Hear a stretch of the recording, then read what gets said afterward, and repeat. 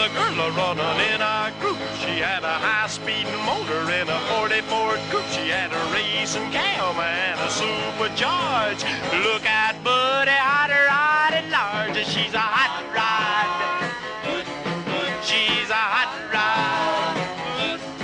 She's my hot rod.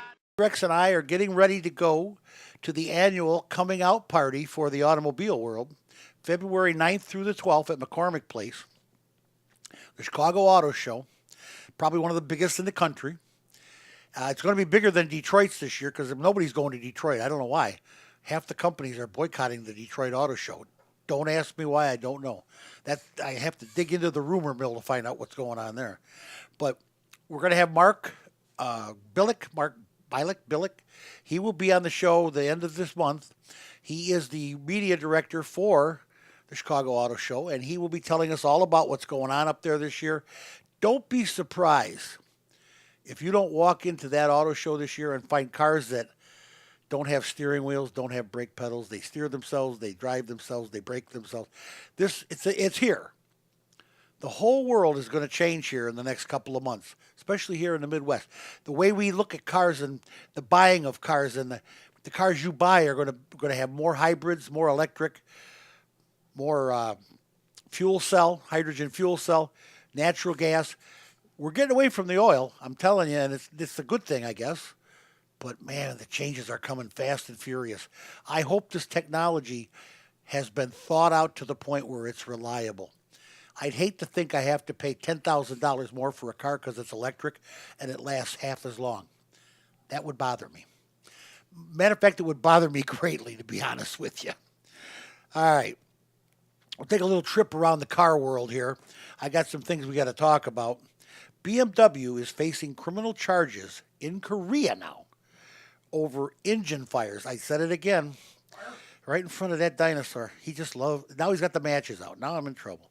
I go a whole year without saying that word in front of T-Rex, and I've done it 3 times tonight. Whew. And, of course, they covered him up as well. That's the problem. And they delayed the recall. They covered them up so they could delay the recall. Then they made the recall. They dragged their feet. They didn't take care of these cars in Korea. I'm sure other countries are going to follow suit if Korea wins the lawsuit. South Korea's transport ministry has already fined BMW 11.2 million won, whatever a won is. That's what they call money over there in Korea on the peninsula, for the debacle. And now plans to put somebody in jail. Now they're going to make somebody go to jail over this. That's the latest thing. That's what happened with Stinky Gate, the BW thing, where everybody that was involved with it is going to jail. Sometimes not for very long, but long enough. And it's all executives and people that covered it up, the diesel cheating. Well, these engine problems, these cars going up in smoke, seems to be a big problem with the Korean people. So they're going to put somebody in jail, which is something they do on the Korean Peninsula a lot, I'm told. I don't know for sure. I can't tell you that. Speaking of jail, here we go. A German firm, IAV. Don't ask me what that stands for. I don't even know. And really, I don't care. They have pled guilty to a felony in the U.S. here for helping VW market and sell those cheating diesels and will cough up $35 million. No word yet on if anybody from IAV is going to jail. Apparently, that's a marketing company. They help sell cars, and they obviously knew that the diesels were stinky, but they sold them anyway. Apparently, they don't care. They don't care if they pollute our air. They think it's okay.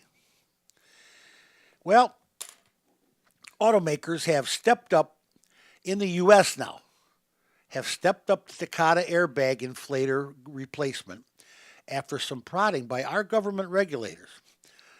But listen to this. These are the current stats now. Out of the 37 million with 50 million killer inflators, killer airbags, 16.7 million still remain to be replaced. Even after an increase of repair rate of 30% this past year. The repair rate went up 30%, and we still got well over half of the inflators to fix. Oh God. Oh God.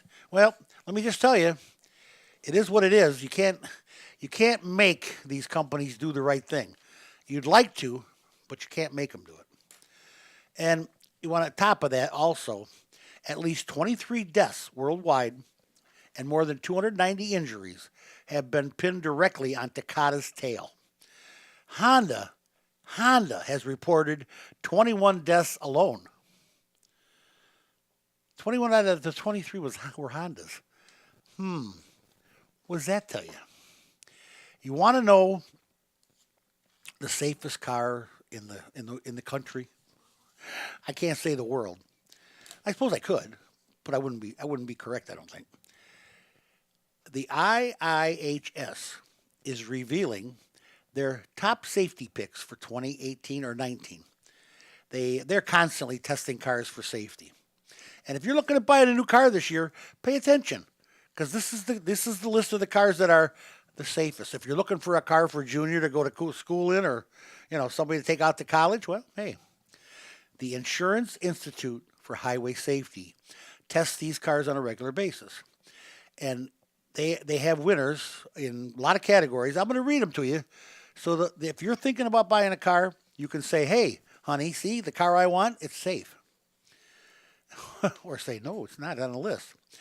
And then at the end of the day, I want you to pay attention while I'm going through this, because there's something missing here. You'll know what it is when I get done. In the small car segment, the winners are Honda Insight, Hyundai Elantra, Kia Forte, Kia Niro Hybrid, Kia Niro Plug-in Hybrid, wow, Subaru Crosstrek, Subaru Impreza Wagon, and Subaru WRX. So, wow, Subaru's doing real good there. They got 4 of them. Mid-size cars: Hyundai Sonata, Kia Optima, Subaru Legacy, Subaru Outback, Toyota Camry. Well, Subaru again takes that category. Mid-size luxury cars: Genesis G70 and the Lexus ES. The ES is that, I don't know if that's actually a car, but well, it is. Large luxury cars: BMW 5 Series. I didn't know BMW made a large anything. Genesis G80 and the Genesis G90, which is, Genesis is nothing more than an expensive Hyundai. Everybody in Japan had their car, and then they had their, like Honda has Lexus, or Toyota has Lexus, Honda has Acura, Nissan has Infiniti. Well, Hyundai felt slighted, so they decided to have Genesis. Kia doesn't have a fancy car section yet, so we'll see. Large luxury cars: Genesis G9. Oh, and a Mercedes-Benz E-Class sedan. Small crossover SUVs: the Hyundai Kona and the Mazda CX-5. Oh, no Subarus there, huh? The midsize crossover SUVs. I love this crossover stuff. They have different categories now for different stuff. The Hyundai Santa Fe, that's a nice vehicle. Kia Sorento, and the Subaru Ascent. Well, we got a Subaru in there that time. And finally, mid-size luxury crossover SUVs. Wow. Now there's a mouthful. Acura RDX, which is, again, the fancy Honda. BMW X3. Mercedes-Benz GLC class. The Mercedes-Benz GLE class.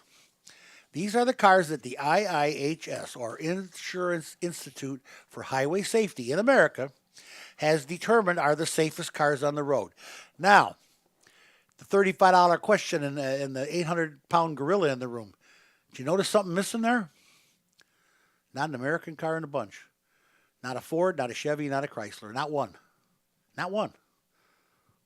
Okay? Not one. That bothers me. I don't know how it bothers me, but I'm sure I just don't like it. Okay? I'd like to see us step up our safety a little bit.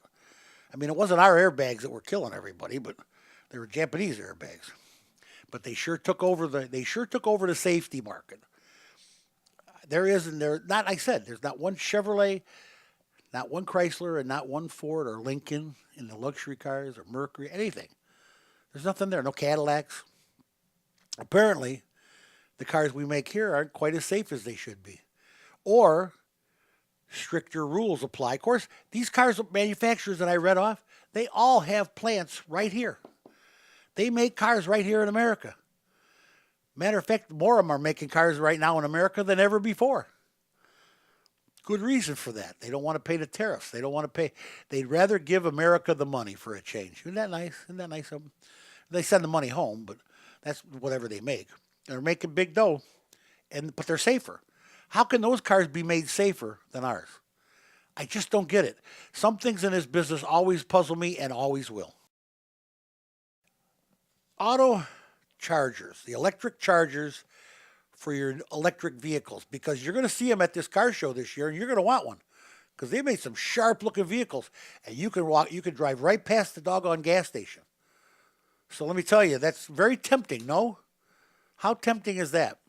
And these vehicles are not like the first ones. They got a big range on them. They got good speed on them. They're high tech and they're good. And people are looking into them. And I'll tell you, when you go to the car show this year, you will be too. Can your home electric charger be vulnerable to hackers? Now, anything that's on the internet or has anything to do with wireless can be hacked. Well, guess what? This one can be hacked. A study by Kaspersky Labs has found that a certain type of home electric vehicle charger system could easily be hacked into like any other internet-controlled device. In other words, if you're driving down the road or you get home and you go out somewhere and you want to turn your charger off or on, you can do it from your phone. You can do it from your laptop, your notepad, whatever you got. The results, well, let me tell you.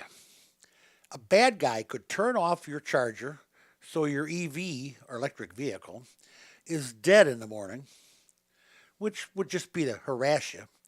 Or, and this is serious, he could step up the charge rate to the maximum level, pump that baby up and just keep pumping it, causing damage to your home's electrical system, or worse, cause a short and one of those things we don't say in front of T-Rex. And that, he overheated the charger. How many of you ever had one of your battery chargers for your tools and stuff where it overheated and melted? I had one in the garage. Scared the bejesus out of me. Opened the garage one morning and all I could smell was burnt plastic. I said, oh. Sure enough, my battery charger overheated because I just left it on charging too long. Oh, yeah. So, yes, your electric vehicle charger could be hacked into, just like the computer on your car. And that's what it is. I mean, come on. It's going to happen. I got to tell you, it's been it's been a different day today. I got Sandy's home brew here. She makes she who will be obeyed makes the best coffee in town. But if I start flying around the room, you'll understand why. It's good stuff. I had a long day at work. I just needed a cup of coffee. You remember the UAW automaker scandal? The one where they were taking the money from the training and all that? Well, another UAW official, Nancy Johnson, has been sentenced to 1 year and 1 day in federal prison. The list goes on. Everybody that was associated with this, that had anything that made any money off of this, the UAW execs, certain ones now, not all of them, and the car maker execs, it started at Chrysler. Not all of them, but certain ones, got together and stole or misappropriated, let's do it that way, allegedly misappropriated. I shouldn't say allegedly, she's going to jail for it, so I don't have to say allegedly. Anyway, they took this money and spent it on themselves. I mean, they bought boats and cabins, and we're talking millions of dollars that automakers set aside for the UAW to train people, or the UAW helps to train people that they're going to hire or have hired for new jobs or old jobs or whatever. And some of this is government money. So guess who's after them? It's the feds that are after them. And that's not good. Let me just tell you how good that's not. That's ugly. Well, another one went to jail. I've told you about the other ones. There's been a bunch that went to jail so far, but this is just one more. A woman. Put her in jail for a year and a day. Whatever that means. As long as we're talking scandals, fresh misconduct charges have been filed in Tokyo against Carlos Ghosn. That poor guy, well, I don't know how poor he is. He stole a lot of money. He's for allegedly now, and he's allegedly because he's already in jail, but they're just holding him, giving company funds to a Saudi businessman who helped him out of his own personal financial difficulties. Ghosn has already resigned as CEO of Nissan and Mazda for his suspect financial dealings. They've already got him in the jail. He's already in the Huskow. There's money missing everywhere, and this guy apparently, allegedly, took it. I don't know. Yeah, I think he did. That's my opinion, though. Has nothing to do with the stations or anybody else. That's the car guy talking there. And Wells Fargo, more scandal. We got lots of scandal in the car business right now. And Wells Fargo has settled with 50 states, 50 states, for $575 million for bad car lending practices from 2002 to 2017. Oh yeah, these guys are dirty. Oh, I mean they're more than dirty. But they settled the charges ranging from opening bogus accounts, charging improper rate locking fees, and forcing insurance policies on auto lending customers. In other words, if you weren't the best credit in the world, they'd make you take out an insurance policy with them. You think they know what they're doing, how to steal? Well, they got it down to a science, let me just tell you. Elon Musk, my buddy Elon, says that any delays in production that cost customers to lose their tax deduction of $3,750 after it goes away as of yesterday, January 1st, will be reimbursed by Tesla. In other words, if you bought a Tesla and you had a $3,750 tax credit coming, but you didn't get delivery of it yet because, of course, Elon hasn't made it yet. He didn't build it yet. He does that. He takes your money out. He gets the money up front and he builds the car later. Well, anyway, if you didn't get it, but you had an order in, he's going to reimburse that money off of your $100,000 Tesla. That's my buddy. I'm going to tell you what, Elon, you never cease to amaze me, buddy.